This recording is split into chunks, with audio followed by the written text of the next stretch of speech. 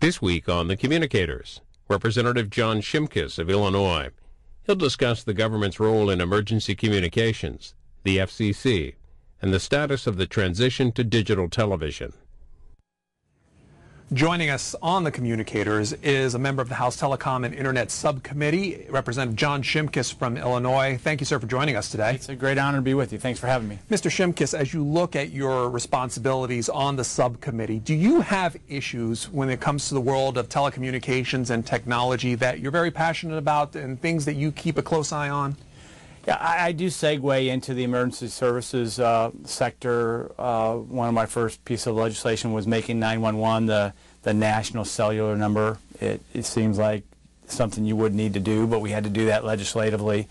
And then we moved into enhanced 911, which was, pushing and cajoling and encouraging all parties to make the cell phone able to identify where you're at. Many people, and the stories of folks who were calling for help, but no one could find where they were at. And now we're moving in that direction nationwide, slowly, but progress is being made. Most recently, I've been involved in the WARN Act, which has now been part of legislation by Bart Gordon that's going to talk about voice over internet protocol, identification of that, and how you move in the computer voice system into the handheld cellular phone system or through the landline system. The technology is amazing, and really all we have to do is set obtainable guidelines and get the parties involved in working together, and they can accomplish almost anything. When it comes to those guidelines and parties, what would make, in your mind, a good policy when it comes to 911, especially as you're moving a lot of phone contact over the internet? What really needs to get done in order to make that effective? Well, I think it's being done, and what folks, I still have some counties that aren't even on 911 landline because the local counties haven't passed a referendum to do a system. So what I bring to the table is a recognition that you just can't blame one party. You can't just blame the cell companies and say, oh, they're at fault, because it might be the local community that doesn't have the tax base to do just what was called the 911 call center.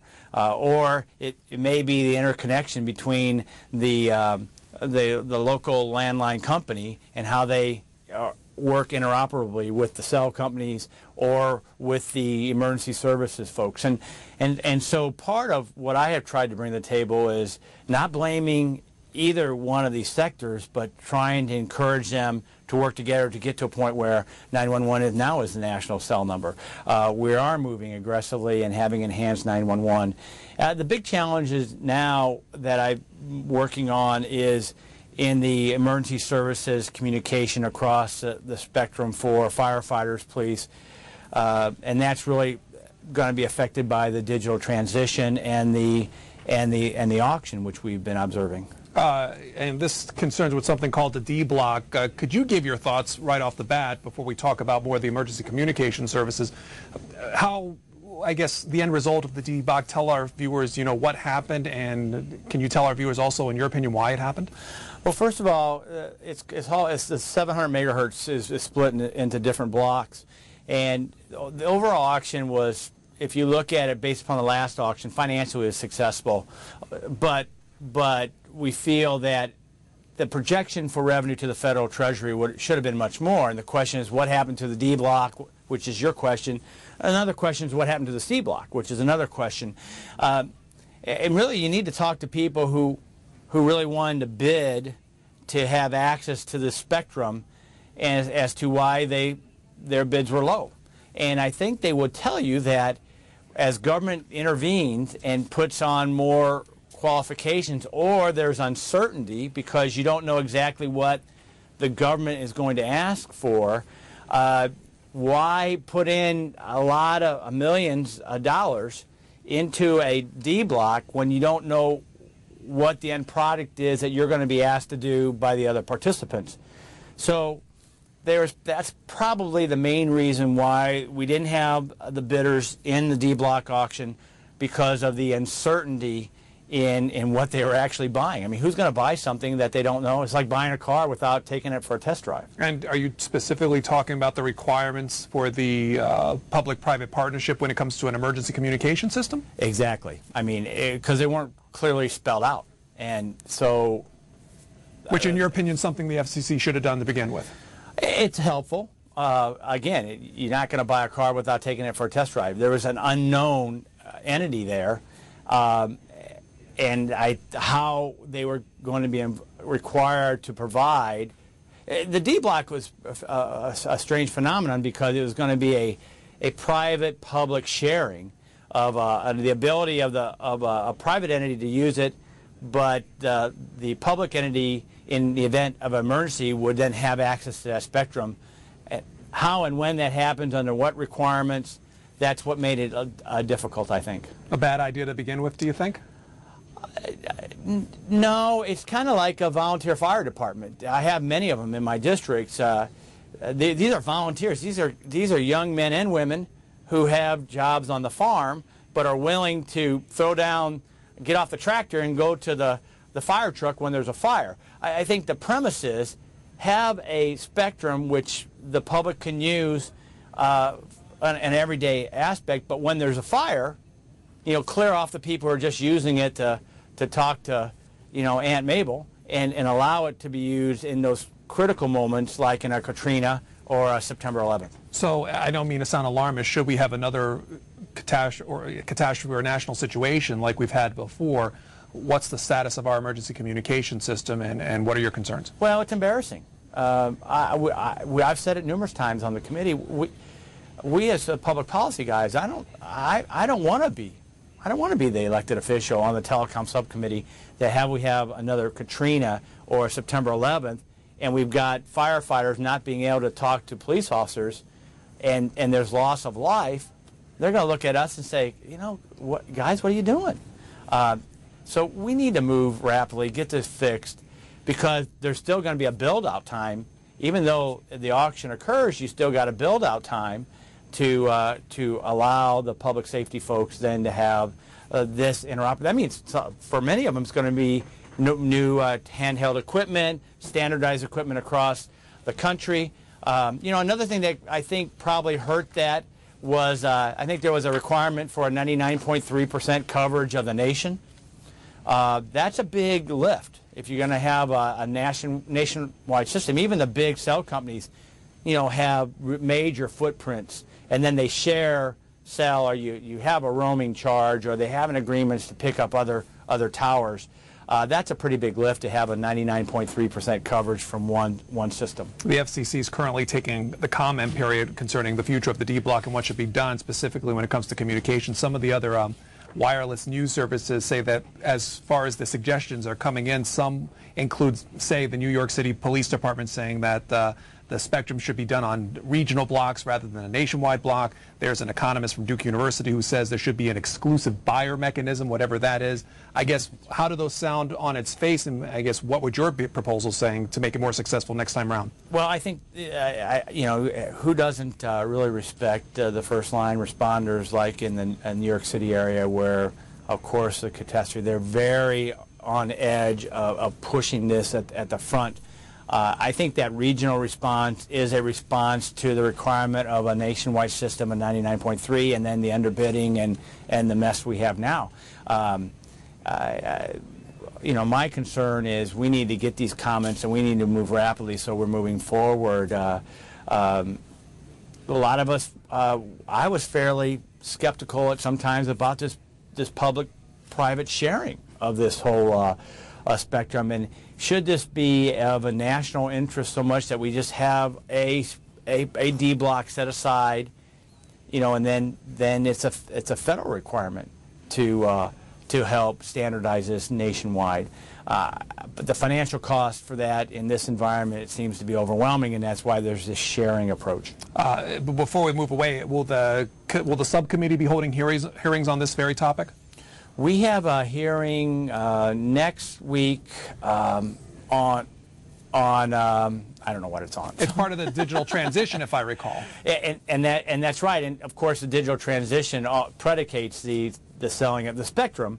that we have to auction is a spectrum that we have freed up through digital transition. But the hearing is going to be primarily on, are we prepared for people to have these set-top boxes, so when we move the broadcasters off this spectrum, that people aren't going to lose their TV signal. Can we get back to that for a second? One more spectrum question, if I can. Sure. The Wall Street Journal reported last week, and some others, that there's been, I guess, a proposal floated making a look at some spectrum that will be auctioned by the FCC, but as part of that, making a wireless broadband service. If you've heard about it and thought about it, what do you think about it? Well, I represent rural America, and it's interesting when you go to developing countries where, because they haven't had wire lines or they haven't had coaxial cable, and that's where they're moving, because putting up a cell tower here and there, having a broadband wireless is cost effective versus laying out cable, laying out wire. And in rural America, where we're trying to get high-speed internet and broadband capabilities, I think ways in which my constituents could be served is through some wireless applications. And so it's a good proposal if it does come to fruition? Yeah, and I have to look at it, you know, in the language and the like, but there's part of my rural area is very mountainous, not mountainous like rolling hills. I have a Shawnee National Forest. You have to have a few more towers than if you're in the flat plains of Kansas or other places, but it still would be less expensive to put up towers than to wire every household with a coaxial cable. It's a very policy-oriented discussion, but do you get calls from your office about broadband issues and wireless issues? Is this something that comes through? Well, it mostly comes through the local economic development communities, as you know, because of the way the world is now, that everything's going through email, or you've got you have schematics, drawings, we have telehealth issues. Rural America feels that if they can get connected to the broadband world, that people will be able to work from home. They'll choose rural America versus a large area, and so it's a lot of it's being focused on the small town rural communities that want to have an opportunity to sell what they have best, which is quality life in a rural setting where you can still have access to all the information technologies that the big cities have. I suspect that you probably hear more along the issues of the digital television transition from your constituents rather than the other. Well, we're hearing from it. There's this debate about how much information's out there. I think there's 11 million coupons out now.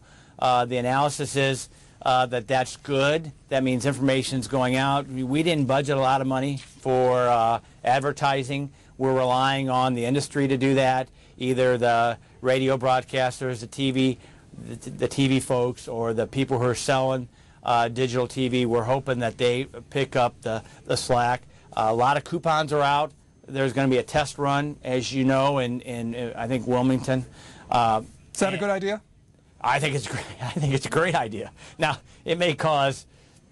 It's like having the pre-games, you know, at a football season, and you may find out things you don't want to know.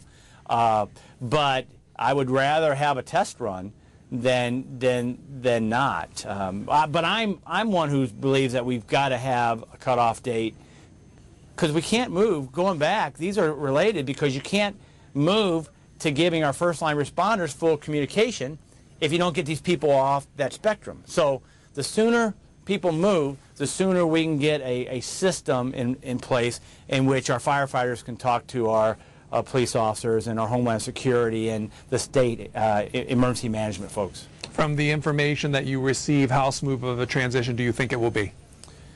Well, I'm hoping that it's really smooth. But a lot of us fear that, you know, we'll be getting a lot of calls. We have an obligation. I've put information up on my website numerous times already. We'll continue to do that at certain times throughout the year. The closer we get, hopefully members continue to get scared that they better be out in front saying, I did all I can to help, you know, educate my constituents, versus constituents calling in and says, why didn't you tell me? at least my office, we're going to be able to say, we did columns. It was on our website. You know, I spoke about it at editorial boards. You know, numerous things that I've done to try to get the message. Very similar to what I tried to do on the, I don't want to change subject, on Medicare D-prescription drug benefit. That was a big issue. We had to roll out. We had to enroll seniors, and we had to go through that process. It wasn't fun. A lot of angry folks, but the system's working now. And I think that's kind of the same environment we're going to be with this digital transition. Will you be on site on that day? Will you be in your state?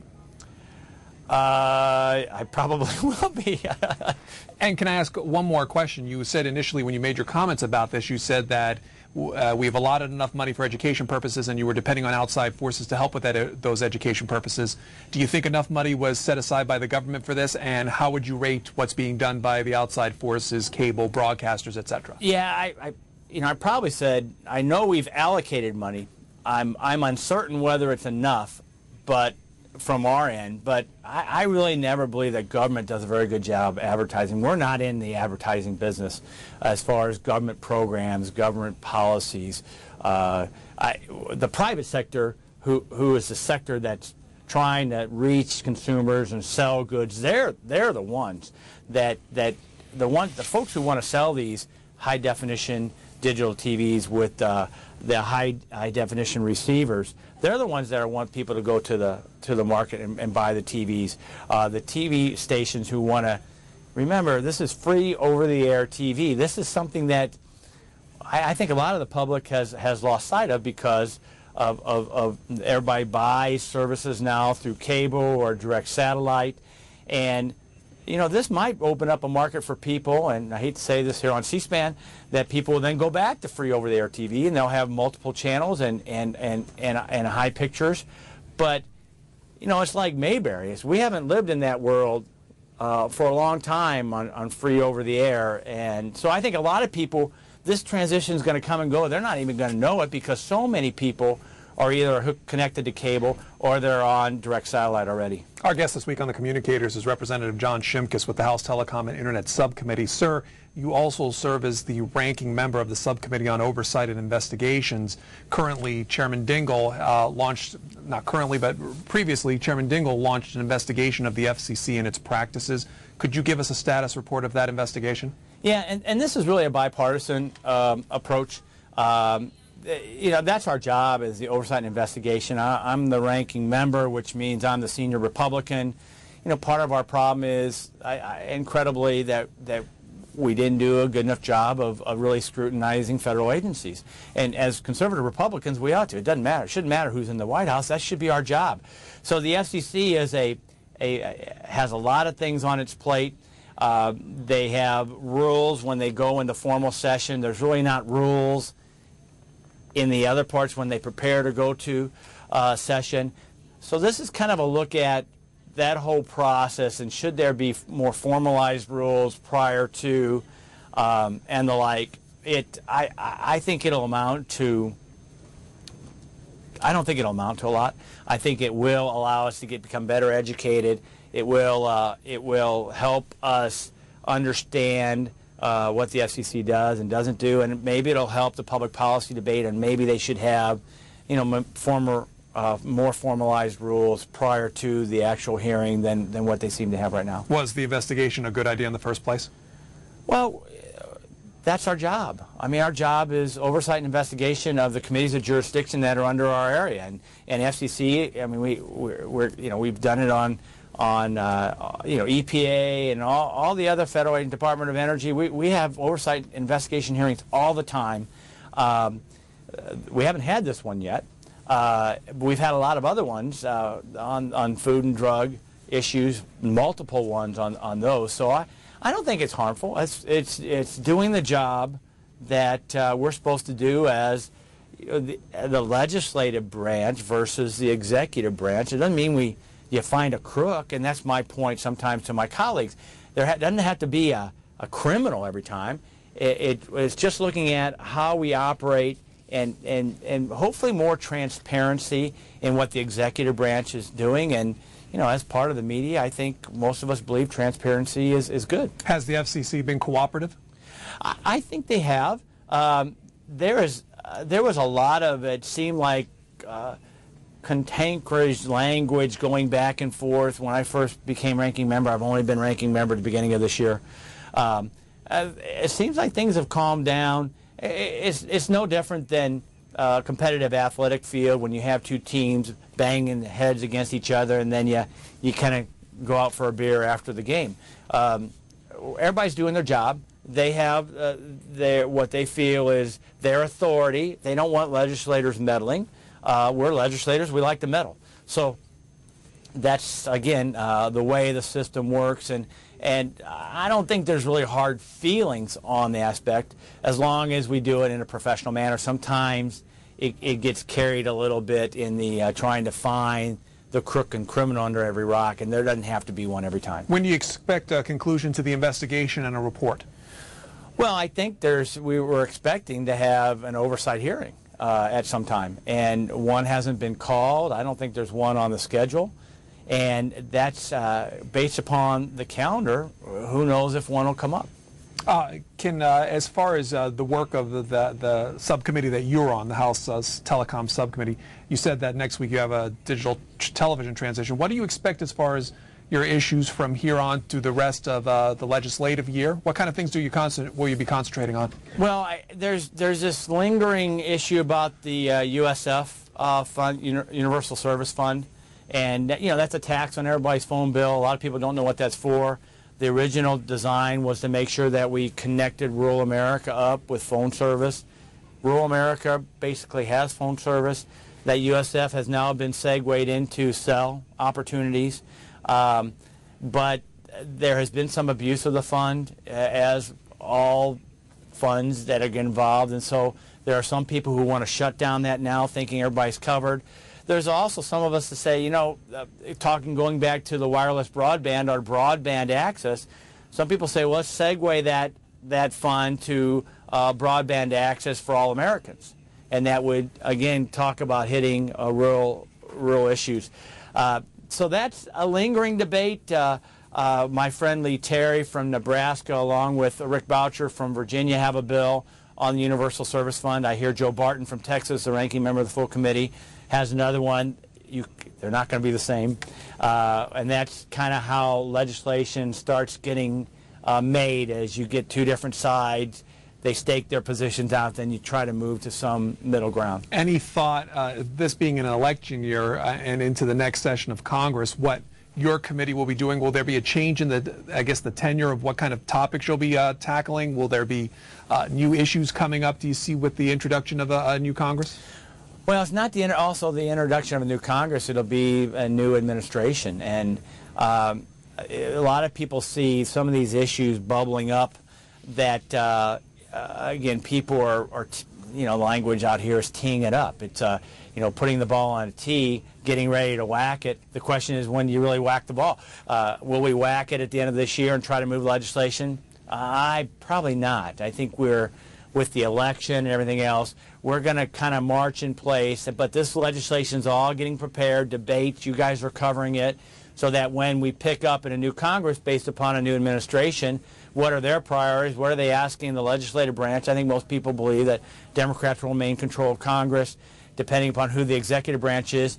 National health care might be a one-payer system, might be the big issue, and then stuff like the FCC will fall by the wayside as some major issue starts moving through, or will a new president stay the course in these war-torn regions, or will they immediately pull troops out? I think that's going to be very contentious no matter whose places. So I don't know what the issues are going to be on November as far as, what are people really going to be looking at on legislatively on Election Day. We think we know based upon what today is, but what I found out is what is the day's hot topic issue may not be that hot topic issue in November. So it's very hard to predict what it will be come January. You talk about a new administration. There potentially could be a new FCC if the Democrats do win in November. What do you see as major issues that the FCC will have to tackle, or at least, maybe not specifically, but things that they'll have to look at as well as a body into the new year? Well, they will look at, the issues that we've got teed up, whether it's open access, whether it's net neutrality, whether it's the digital transition. Again, I don't think this focus on the FCC and how they operate. I do think there's a credible debate about the FCC being stovepiped, and when people say that, you know, the agencies of the FCC were set up under the Federal Communications Act, and really aren't they? You know, sometimes you almost have to close it down and rebuild it to the new world of technology, and you know, federal agencies are hard to reform. And I think if there's really a credible debate is how do you restructure the FCC so that it works in today's really high technology world. I would like to see that debate, but that's a huge major reform that would take, you know, a couple years to perform. Can I ask how you stay atop of issues concerning technology and telecommunications? What kind of things you read, and how do you inform yourself? Well, I go to a lot of the hearings. I mean, I'm a very active member of the committee, so when there's hearings based upon it, and I've been involved on the telecom subcommittee now. This is my 12th year. So I've seen the evolution of the industry even in a 12-year time frame, and that's really helped me. I'm not the expert, I'm not the best, but I fall within the middle of the pack as far as members and their knowledge about this subcommittee. I mean, we deal, you know, fortunately we all have quality staff that help keep us informed, and people from the industry who continue to tell us, whether it's the rural communication companies. I have co-ops, I have privately owned phone companies, I have the big boys in parts of my district. They're all spinning, you know, their view of where the Federal Communications Act is today, and where it's either helping them or harming them. So that's kind of, and then when we have to sort that out based upon our district and our view of how government should intervene, or how you let the market try to solve most of these problems. And I'd like to see the market solve these problems as much as possible, because you know, it's my belief that when we intervene, just as we're talking about these auction amounts, we really depress the incentive for the private sector to solve these problems. Representative John Shimkus represents Illinois, also member of the House Telecom and Internet Subcommittee. Thanks for being on the Communicators. Hey, thanks for having me. Take care.